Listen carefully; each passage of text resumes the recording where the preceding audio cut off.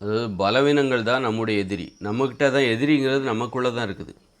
அப்போ நமக்குள்ளே இருக்கிற எதிரியை வென்றால் தான் நம்முடைய வெளியில் இருக்கிற எதிரிகளை நம்மளால் வெற்றி பெற முடியும். வெளியிலேயும் நமக்கு எதிரிகள் இருக்காங்க, போட்டியாளர்கள் இருக்காங்க. போட்டியாளர்கள் எல்லாருமே நமக்கு எதிரி தான். நம்ம யார் கூட போட்டி போடுறோமோ, நம்ம யார் கூட போட்டி போடுவோம்? நமக்கு பிடிக்காதவங்க கூட, பழகாதவங்க கூட நம்ம போட்டி போடக்கூடாது. நம்முடைய நண்பர்களோடு தான் நம்ம போட்டி போடணும். போட்டி போடுவதற்கு நமக்கு எதிரிகள் தேவை. அவர்கள் தான் நமது நண்பர்கள். நம்ம அதனால் போட்டி போடுறதுக்கு நமக்கு வெளியில் உள்ள எதிரிகளாக இருக்கிற நமது போட்டியாளர்கள், அவர்கள் நமது நண்பர்கள். அவர்களோடு நாம் போட்டி போட வேண்டுமென்றால் அதற்கு தடையாக இருப்பது எது? நமக்குள்ளே இருக்கிற ஒரு எதிரி, நமக்குள்ளே இருக்கிற ஒரு பலவீனங்கள் தான் நமக்கு எதிரி. அப்போ அதோடு நம்ம போட்டி போட்டால் தான் வெளியில் உள்ள எதிரிகளோடு நம்ம போட்டி போட முடியும். வெளியில் உள்ள நமது போட்டியாளர்களோடு நம்ம போட்டி போட முடியும்.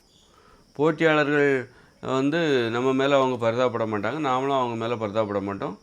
அதனால் அவங்க கூட நம்ம போட்டி போட்டு தான் ஆகணும். நமக்கு வெற்றி முக்கியம். அந்த வகையில் நம்ம வெளியில் நம்ம போட்டி போடுறதுக்கு நமக்கு தடையாக இருக்கக்கூடிய விஷயம் நம்முடைய பலவீனம். சாப்பாடு ஒரு பலவீனம், அடிப்படையான பலவீனம் சாப்பாடு தான். அதுபோல் போதைப்பொருள் ஒரு பலவீனம். அப்போ இந்த பலவீனங்கள்லேருந்து நாம் ஜெயிச்சாதான் நம்மளால் போட்டியே போட முடியும். இந்த உலகத்தில் போட்டி போடணும் அப்படின்னா, நமது போட்டியாளர்களோடு நாம் போட்டி போட வேண்டுமென்றால் நமக்குள்ளே இருக்கிற பலவீனங்களை நாம் ஜெயித்தாக வேண்டும். நமக்குள்ள பலவீனங்கள் தான் நம்முடைய எதிரிகள். அந்த எதிரிகளோடு நாம் போட்டியிட்டு வெற்றி பெற வேண்டும், அதை வீழ்த்த வேண்டும். அந்த பலவீனங்கிறது இந்த மனித வாழ்க்கை இருக்கிற வரைக்கும் நமக்குள்ளே தான் இருக்கும். அதை ஒழித்து கட்டிட்டு அப்புறமா நம்ம வாழலாம் அப்படின்னா அது முடியவே. தினசரி நம்ம போராடிக்கிட்டே இருக்கணும். அந்த பலவீனம் எது? அந்த பலவீனத்தோடு நம்ம போட்டி போடலைன்னா இப்போ ஒரு மதுபானம் அடிமையாகிடுவோம். அந்த பலவீனங்களுக்கு நம்ம அடிமையாகி விடுவோம். அந்த பலவீனங்கள் நம்மை வெற்றி கொண்டு விடும். இப்போது உணவுக்கு அடிமையாகிடுவீங்க, உணவு நம்மளை ஜெயிச்சிச்சுன்னு அர்த்தம். அதுபோல் மதுபானத்துக்கு அடிமையாகிறது. அப்போ நீங்கள் மதுபானம் என்பது ஒரு பலவீனம், சிகரெட் என்பது ஒரு பலவீனம், போதைப்பொருள் என்பது ஒரு பலவீனம். அந்த பலவீனத்தை நாம் வெற்றி பெற வேண்டும். அப்போ அது போன்ற பழக்கங்களை நாம் வைத்துக்கொள்ளக்கூடாது. அதுபோல் உணவு இருக்குல்ல, உணவு உப்பு போட்டு சமைச்சு சாப்பிட்றதுலாம் பலவீனம். அப்போ நம்ம என்ன ஆகிட்டோம்? அதுக்கு தோற்றுட்டோன்னு அர்த்தம். அதுபோல் அந்த மாதிரி உப்பு போட்டு சமைச்சு சாப்பிட்டு கடைசியில் நம்ம அதுக்கு தோற்று போயிட்டோம் அப்படின்னு தான் அர்த்தம். அது நம்மை வெற்றி கொண்டு விட்டது, நம்ம அதற்கு அடிமையாகி விட்டோம். பச்சை காய்கறிகளை சாப்பிட வேண்டும், அதுதான் ஒரு வெற்றி பெற்ற ஒரு உணவு முறை. நமது பலவீனங்களை வீழ்த்திய ஒரு உணவு முறை.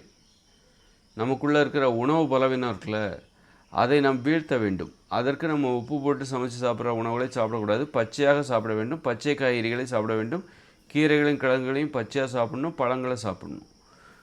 மாமிசம் சாப்பிடக்கூடாது. மாமிசம்லாம் நம்ம தோத்துட்டோன்னு அர்த்தம். நமது பலவீனம் அது. மாமிசம் சாப்பிட்றது, அப்புறம் மீன், முட்டை, தயிர், மோர், பால், வெண்ணெய், நெய், இட்லி, பூரி, பொங்கல், தோசை இந்த மாதிரி சாப்பிட்றது எல்லாமே, உப்பு போட்டு சமைச்சு சாப்பிட்றது, மசாலா போட்டு சாப்பிட்றது எல்லாமே உணவு என்கிற பலவீனம்.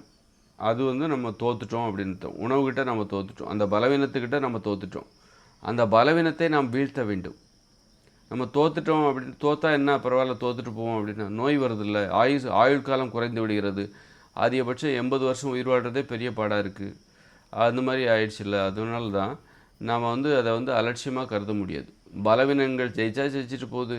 சோத்துக்கு அடிமையாகிட்டு போவோம் அப்படின்னு நம்ம அது அலட்சியப்படுத்த முடியாது. ஏன்னா அது நமது ஆயுட்காலத்தை குறைத்து விடுகிறது. 120 வருடம் வாழ வேண்டிய மனிதர்கள் வெறும் 80 வருடங்களே வாழ்கிறார்கள். அப்படின்னா 40 வருடம் வாழ முடியாமல் நம்ம 40 வருட வாழ்க்கையே அது தடுத்து விடுகிறது. அப்புறம் இன்னும் பார்த்திங்கன்னா 50 வயசுலேயே செத்து போகிறாங்க, 45 வயசுலேயே செத்து போகிறாங்க. இப்படி நமது ஆயுள் காலத்தை குறைக்கின்ற ஒரு நடைமுறையாக அது மாறிவிடும். அதனால தான் அதை பலவீனங்களாக நம்ம ஜெயிக்க விடக்கூடாது. பலவீனங்களை வீழ்த்தினால்தான் நீங்கள் 120 வருஷம் வாழ முடியும், சந்தோஷமாக வாழ முடியும். அதுபோல் பெண்ணும் ஒரு பலவீனம்தான். ஆணுக்கும் சரி, பெண்ணும் ஒரு பலவீனம்தான். அப்படி இருக்கும்போது நீ பல பெண்களை தேடி போனோன்னா அந்த பலவீனம் உன்னை வீழ்த்தி விடும். அப்போ அதை ஜெயிக்கணும். பெண்ணும் நமக்கு தேவை, அதே நேரத்தில் அது பலவீனமாகவும் மாறிவிடக்கூடாது. அப்போது ஒரு பெண்ணுக்கு நீ உண்மையாக இருக்க வேண்டும். உன்னை நேசிக்கிற ஒரு பெண்ணிற்கு நீ உண்மையாக இருக்கும் பொழுது, அப்படி உண்மையாக இருக்கிற ஒரு ஆணை ஒரு பெண் விரும்ப வேண்டும்.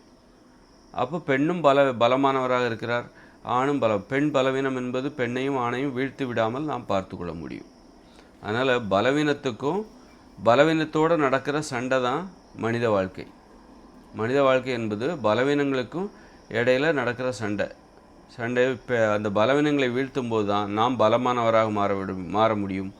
பலவீனங்களை நம்ம வீழ்த்த முடியாமல் பலவீனங்கள் நம்மை வீழ்த்தி விட்டால் நாம் பலவீனங்களுக்கு அடிமையாகி விடுவோம். நம்மளால் அப்புறம் ஜெயிக்க முடியாது.